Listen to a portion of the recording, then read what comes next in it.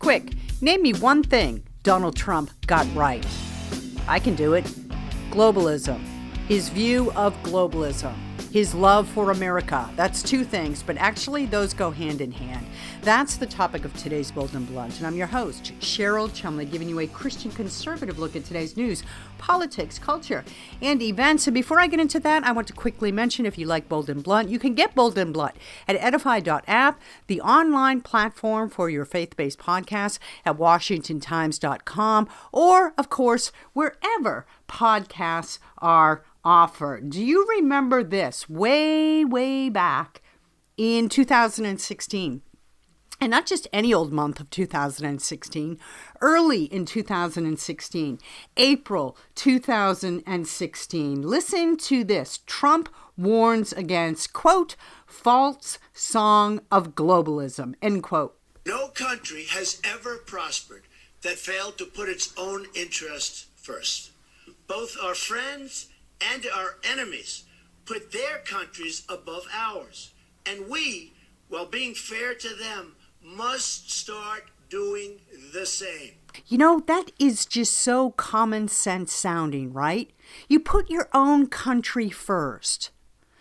But by the time year 2016 rolled around and Donald Trump was taken to the national stage to make his speeches and his case for president of the United States, saying just that had become a radical talking point. You can't say America first. That's racist. That's how the Democrats think. Actually, I'm not even sure if that's how they think. That's just what they put out, so you will think that. So you will stop saying such nonsense like America first or America is the greatest nation in the world. But Trump early on warned about this. We will no longer surrender this country or its people to the false song of globalism. The nation state remains the true foundation for happiness and harmony. I am skeptical of international unions that tie us up and bring America down. And guess what? That's in our founding DNA to be suspicious against foreign allies. George Washington, in his farewell address to the nation, cautioned against forming alliances with other nations. And nowadays, the Democrats would have it believed that, that is, again, racist. Boy, do the Democrats love that racism card, right? When they're not busy tossing down the racism card, they're throwing out the gender card, accusing of sexism. Remember Hillary Clinton's big rant that went on for months into years, talking about how basically she was floating the idea that she lost the election because she's a woman. She lost the election because she's a victim of her sex. Maybe that's why Democrats have to invent so many different sexes or genders or whatever the proper term is, because they can't win with two, so they have to invent more. And that way they can throw the gender card more than just once or twice. They can throw it for all kinds of things. Back to Trump. And will never enter. That is applause worthy. And under my administration, we will never enter America into any agreement that reduces our ability to control our own affairs. Control our own destiny. That's not just an American ideal. Honestly, that's any nation's hope and aspiration. I don't know of any nation that forms with the ultimate end game, the ultimate goal, the ultimate vision to lose autonomy and to cede authority to some other nation. That's called being conquered, or it used to be. Nowadays, it's called being Democrat. Look, Donald Trump had it right on so much, and I'm so glad he's running for president again. But the reason the Democrats and the anti-Trumpers are out there so worried, so anxious about another Donald Trump administration is because he would do exactly what he did the first time around. He would do what he did his first 4 years in office.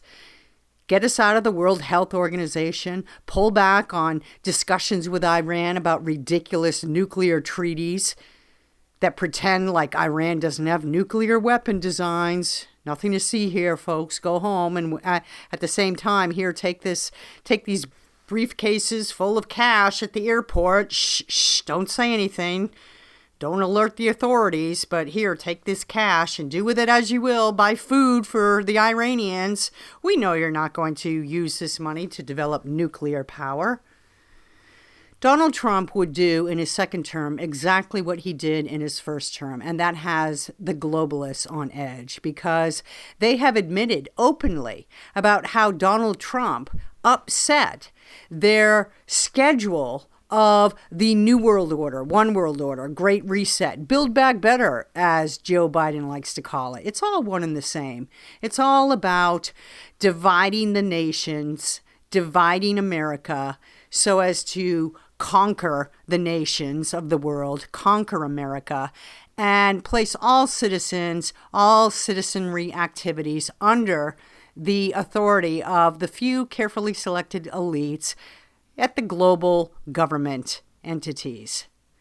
A few UN pinheads, a few World Economic Forum pinheads, a few World Health Organization pinheads, controlling, ruling the entire populations. Donald Trump saw that coming, and guess what? A lot of people in America for years have seen that coming. But to talk about it, to warn about it, is to be labeled a conspiracy theorist. Donald Trump came out, called it what it was, and fought it effectively. And that is one of the biggest things that he got right during his administration. There's a whole list of other things he did that was beneficial for America. And I think there are a lot of people out there who actually voted for Joe Biden who now have buyer's remorse and are looking with longing back at the 4 years of economic prosperity and peace and so forth under Donald Trump, longingly wishing that they could take back their vote.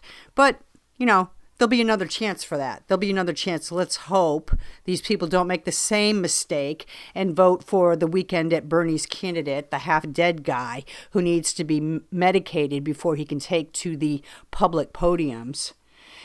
But the number one thing, as I was saying, Donald Trump did right was recognize the global quest and lust to crumble America as the last frontier, the last wall to crumble, the last wall to take down, to bring about their one world order, Great Reset visions. And he fought them effectively. And it was barely a month into Joe Biden's administration where all those great strides for Make America Great Again and America First were reeled back. They were turned back 180 degrees by the pen and cell phone on steroids presidency of Joe Biden, who signed all the executive orders that his puppet masters fed him and slid across his desk and put us back, in essence, where we were at the tail end of Barack Obama days. The state of America, if you listen to Joe Biden's State of the Union speech, everything's rosy, everything's great, nothing to complain about, nothing to worry about, nothing to fear. Those gas prices, those food prices, those egg prices, for crying out loud, that's all due to Donald Trump. We're still fighting back the Donald Trump administration, the Donald Trump economy. That's what this administration likes to say. Whenever anything goes awry, they turn back in time, 2 years now, to the Donald Trump administration and find some way to blame that president. Look at the balloon from China, the spy balloon flown over America, across America, snapping away, surveilling away at our military bases. And what are the headlines all crowing about now? What are the White House narratives now about that? Well, this happened under Donald Trump's administration. Nothing to see here, folks. Go home. It's all Donald Trump's fault. I think Americans right now are not buying into the media narrative, and they are not being deceived by the White House messages that tells us that we should be happy in what we have and grateful in what the government has given us. And I think most Americans are looking forward to the next presidential election with some finger-tapping glee and anticipation to bring in a new commander-in-chief, one that isn't afraid to poke holes in balloons that fly spy cameras over our military bases. And speaking of military bases, I have a guest today. He actually served as Donald Trump's final Secretary of Defense in the final months there. His name is Chris Miller, and he has written a book, Soldier Secretary: Warnings from the Battlefield and the Pentagon about America's Most Dangerous Enemies. And he is here today on Bold and Blunt to weigh in on what's going on in America under this feckless Joe Biden administration, including what is going on with the woke military. What is happening in America? What is the real state of America? Are we in trouble? Chris Miller, thank you so much for being on Bold and Blunt. It is great to have you here. I think vice versa. I appreciate your time. And Cheryl, I've been following you and Bold and the Blunt. I might not be bold, but I'll be blunt. And I thank you for having me on to listen to me ramble on for a bit. I'll answer any questions you have. Let's do it. Let's do it. It's going to be great. Thank you. Congratulations on your new book, Soldier Secretary: Warnings from the Battlefield and the Pentagon about America's Most Dangerous Enemies. Great title. I want to talk about so much that you've written in this book, but I'm really drawn to your last chapter. Your PR people sent over, of course, bullet point statements about your book, your idea to hold bad generals accountable by firing them. Can you expand on that? Oh, I would love to. I'm glad you asked this, but first off, the title, come on, you've got 2 books out that that are really powerful titles too, so it's good to talk to a fellow author. But yeah. Thanks. Here's my thing, Cheryl. Like, if you're in business or if you're in media and you fail, what happens to you? You get fired, or you get let go, or, whatever the case may be. You get an opportunity to find another job. And correct me if I'm wrong, but we have lost every war since World War II. I think Korea goes down. I think we're going to put that one in the win column, to tell you the truth. But everything else in my war, the one that I was part of, the global war on terror, we lost. We didn't lose against Al-Qaeda. We have won against terrorism, but the wars that we fought in Iraq and Afghanistan, we have fundamentally failed to achieve our strategic objectives, and no one's been held accountable.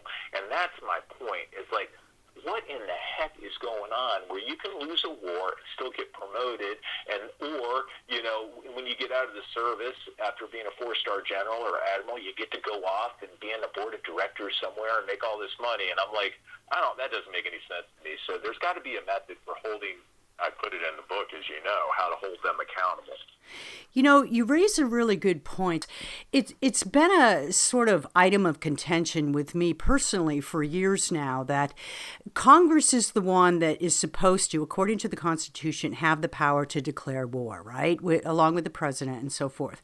But we've gotten away from that. Now we have conflicts, and now we have engagements, and the War Powers Act, which allows the president to do what he wants militarily for up to so many days.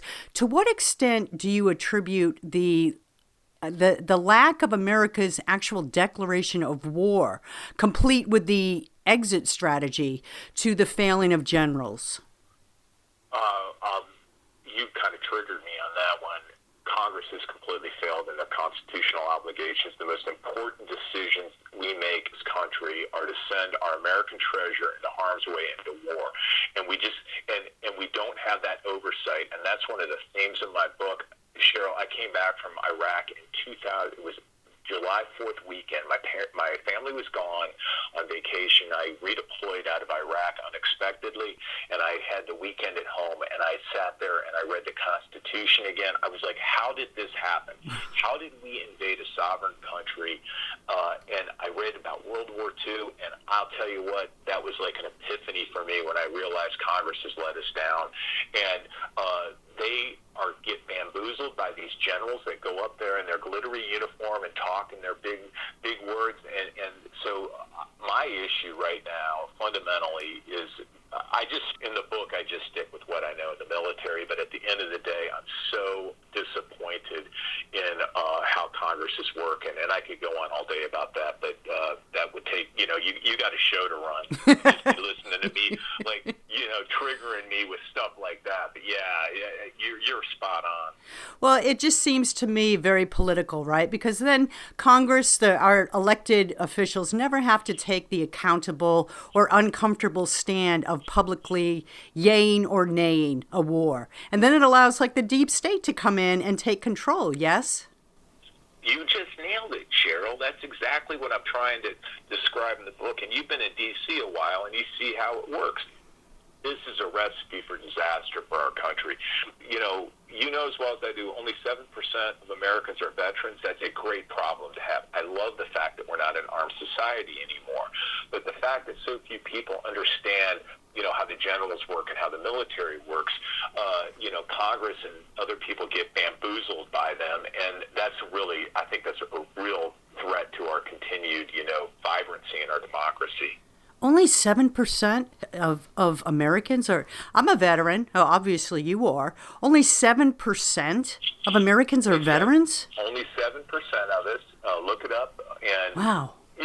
Again, that's a good problem to have, but Cheryl, remember, like after World War II in Korea, when probably 50-60% of Congress had served, and those that hadn't served knew someone who served. They knew how the military worked.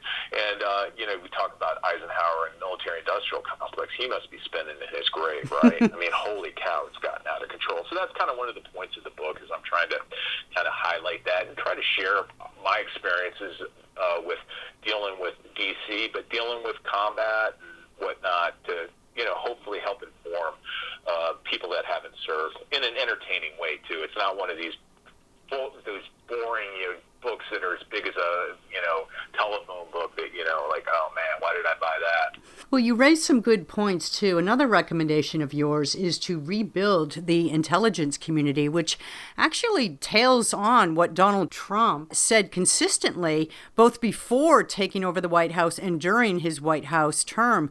What are your ideas? How to go about that without becoming the target yourself of the intel community? Wow, you just hit the nail on the head, and that's, you don't want to get run over by a black SUV. That was easy. No, you don't. That was a joke. Cheryl. Just kidding. I know you got a big listenership. But the issue is civilian control, right? And the military has a bunch of civilians. The Department of Defense has a huge number of civilians in there, and that's by design, right? We don't have the same thing with the intelligence community. And I understand why that is, because the intelligence community is saying, hey, we don't need any political appointees because that will politicize intelligence. Well, I think exactly the opposite. By having civilian appointees that change out every couple of years, one way or the other, you keep things keep things in balance, right?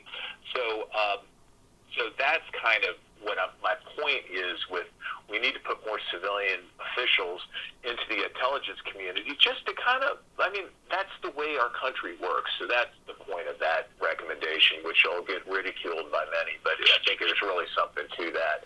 And, that's the most powerful part of our government, and we need to probably have better insight into it. Talk about the problems the military has been experiencing lately with diversity, equity, and so forth. Well, you're a veteran. I have yet to meet a person who joined the armed forces that decided that they wanted to enter the armed forces to volunteer to serve their country. That wasn't the purpose. The purpose they wanted to do was to fight the culture wars. Most people everybody I've met joined the military because they thought it was like an opportunity to serve their country. Maybe it was an opportunity to earn some benefits, but most people find, and I would love to hear your impressions, but it's pretty ruthless meritocracy where it doesn't matter where you went to school, it doesn't matter your family background, how much money you have in the bank, it doesn't really matter your sex, creed, color, et cetera, religious affiliation. It's, how well you do your job, and it's pretty ruthless, and that's what people love about it. My concern is when we get drawn in the military, gets drawn into a lot of these cultural issues, that's not why people join the military, and they kind of start losing faith with their leadership who are allowing that to happen. So that's kind of my concern with a lot of the things that are going on. And, combat effectiveness at the end of the day is what we have our armed forces for. And to be able to defend us and, if necessary, go on the offensive to smite our enemies. So that's what people join the military for. Not, my bumper sticker is, you don't join for the cultural wars, you join to prepare for actual war. I distinctly remember, because my military service was in the 1990s, so we're going back some time, but not that far back. I distinctly remember drill sergeants telling us, new recruits in basic training and in AIT, advanced individual training, that there's no difference between males and females. It's the same. There is no gender class in the military. And of course, you can't always hit that mark, but that was the narrative back then. And that's not so far back. The military today just seems completely different. Yeah, I'm a little dated, but I remember those years really well. I enlisted in '83, so talk about a long time back. I remember, there were issues, but the one thing about the military, when an issue is identified, typically there are exceptions, but it's not by design, it's not systemic. They're going to fix the problem. I remember that there were some horrible issues get resolved because people paid attention, but I always remember the same thing. I just remember this ruthless meritocracy where, you work hard and you will be recognized. And I think that's the beauty of our armed forces. It might be one of the last places that, I don't know how it is now. It sounds like pretty troubled right now, to tell you the truth. Yeah, it sounds like the woke culture has really corrupted the fighting spirit of America's military. I can't let you go without bringing up Afghanistan and China. To talk about this Joe Biden's administration's bungling of Afghanistan withdrawal and the lasting, lingering effects that's having on other countries' perception of America, along with China flying its spy balloon now over our military bases. Oh gosh, that's just still so raw. And I can't, our withdrawal from Afghanistan was such a debacle. There's no other way to describe it. Nobody really has been held accountable either. That's another one, like best military advice. Who came up with that one? Right. Like, hey, we got a good idea how to do this. I think we have so little insight into the Chinese Communist Party, but when the archives are opened in 50 years, I think what we're going to find is the Chinese leadership saw that as an example of American weakness and fecklessness and took advantage of it. We've seen that with their efforts. Cheryl, they fly like flotillas of planes Taiwan regularly just to kind of test, and seems to me that balloon was probably the same thing. They were testing our defenses and seeing how we would react, and our reaction on that doggone balloon. Come on, we let them fly all the way across our country. $850 billion a year we spend on defense. You know that, Cheryl. You pay attention to this, and we couldn't have taken control of that balloon or identified it and brought it down over the Aleutians or over the ocean before it crossed the United States. I think it's something that really, a lot of questions on that one, huh? Yeah, and I can't believe the excuse that the White House gave, that they didn't want to down it over any area where there was a civilian population or civilian properties, because that's pretty much announcing to the world that we're not going to down anything that flies over America. It's astonishing to me. Just wrap up by talking about our chances for beating back China. Look at their one belt, one road initiative, their cultural infiltration in America, as well as their economy. Just talk about China. Do you think we can win against China under this current administration? Well, I don't. It's going to be a long struggle. How many times have we have our opponents underestimated the willpower and the resolve and the resiliency and the creativity of the American people? So I have they've got the upper hand right now, no doubt about it. We did our net assessment and kind of looked at it. What was that? What was the Japanese line? I fear we have awoken a sleeping giant. I probably got that wrong, but you get the idea. I think, and let's be honest, this was identified by the Trump administration, recognized that China was no longer going to be playing ice in the community of nations, and that we had to be much more, much more, I don't want to say aggressive, but we had to recognize it for what it was, as opposed to what we're experiencing now, which is like, sometimes it's an enemy, sometimes it's not. So I tell you, I got a lot of faith. I mean, the American public, China would, if they ever tried anything militarily, that'd be the stupidest thing they did. But yeah, it's a troubling time right now. We just need to. We kind of lost this step. So your book, Soldier Secretary, Warnings from the Battlefield and the Pentagon About America's Most Dangerous Enemies, it's packed with facts and first-person accounts. But if you had to sort of give a quick bullet point about the things that you're most proud of including or that will be most interesting to readers, what would they be? Oh, gosh. Well, I think it'll give an insight into what it's like to be in the military. As you know, the movies and the video games absolutely don't provide the kind of experience you need. And that was one of the things after January 6th, the crazy things people were saying about the military. That was like an event for me where I'm like, wow, our population really doesn't understand how their military works. And that's a danger. And so hopefully, it's an entertaining book where people will learn about how their military works and also just kind of talk about how, the Pentagon and DC is involved in this. But at the end of the day, what I really hope it does is just, passes on a few lessons learned to those young people that are thinking about going into public service, right? Or maybe they're going into the military or public service and influences somebody to go, I want to give that a shot. I want to go ahead and go serve my country in some capacity. That would be my greatest pleasure and joy if that has an effect on somebody like that. Well, that's a very noble inspiration, very noble motivation. The book is Soldier Secretary. And Chris Miller, I really appreciate your time. Thank you for being on Bold and Blunt. Thank you. Thanks for what you're doing and hope to chat again soon. Absolutely. Every time I have a guest on and we talk about this White House administration or the previous White House administration, it just shows how quickly the bleakness can come in between a good administration and a bad administration, in between an administration that loves America and an administration that detests America, that scorns America, that looks down its nose at America. Which, if you haven't figured out which administration I'm talking about here, let me just say, Joe Biden is the bad one, Donald Trump the good one. I want to thank you for listening. Remind you that if you like Bold and Blunt, you can get Bold and Blunt at edify.app, the online platform for your faith-based podcast, at washingtontimes.com, where you can sign up for my 3 times a week newsletter. Just scroll to the bottom of washingtontimes.com, find the newsletter section, click on it, find my particular box, click on it, and sign up. Sign up and get my commentaries delivered right to your email box Monday, Wednesdays, and Fridays, along with my Tuesdays and Thursdays Bold and Blunt podcasts. You can also, of course, get Bold and Blunt wherever podcasts are offered. If you are a subscriber, thank you for your support. I'm really humbled, I'm really grateful, and I really appreciate you, the listener. Thank you.